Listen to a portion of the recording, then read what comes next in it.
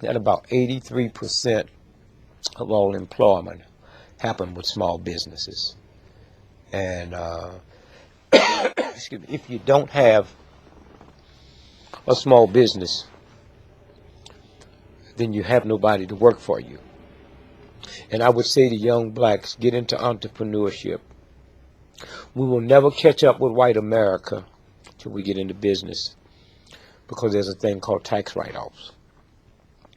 And if you have a job and come together, 10 of you, and open up a corporation and have somebody run it, you hiring somebody to run it, but you have tax write-offs.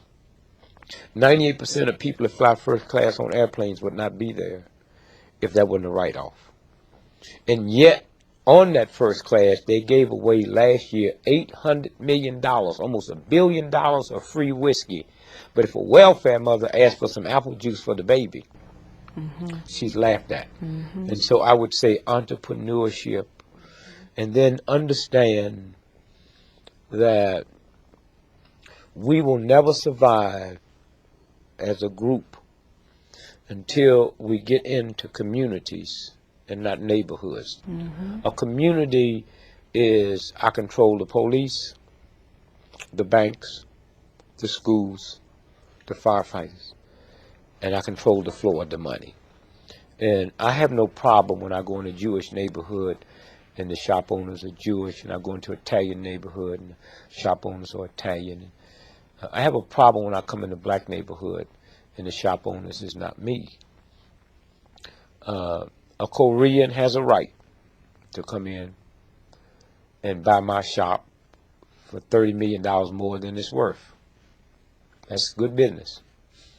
But if we decide that we're not going to do business with that one, then he'll have to sell it back, or she'll sell it back to a black person for $1 million. Yes.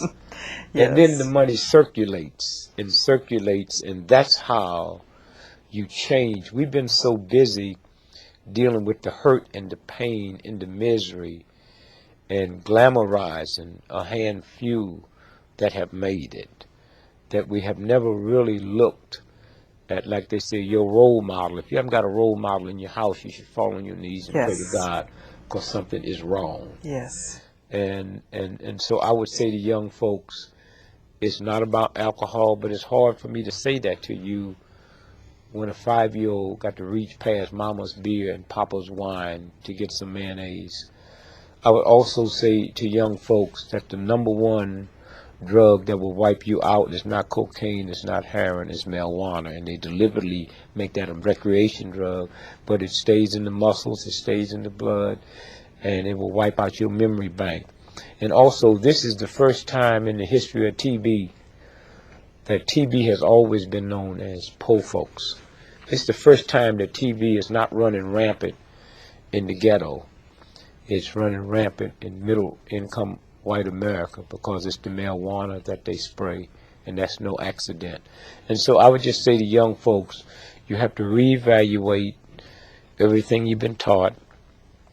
I would say to the black folks that just because a black person is 90 years old don't mean they have wisdom, and you need to listen to them, because if you was dumb and stupid when you was 9, you dumb and stupid when you 90. And don't make the mistake that most of your mothers and fathers made.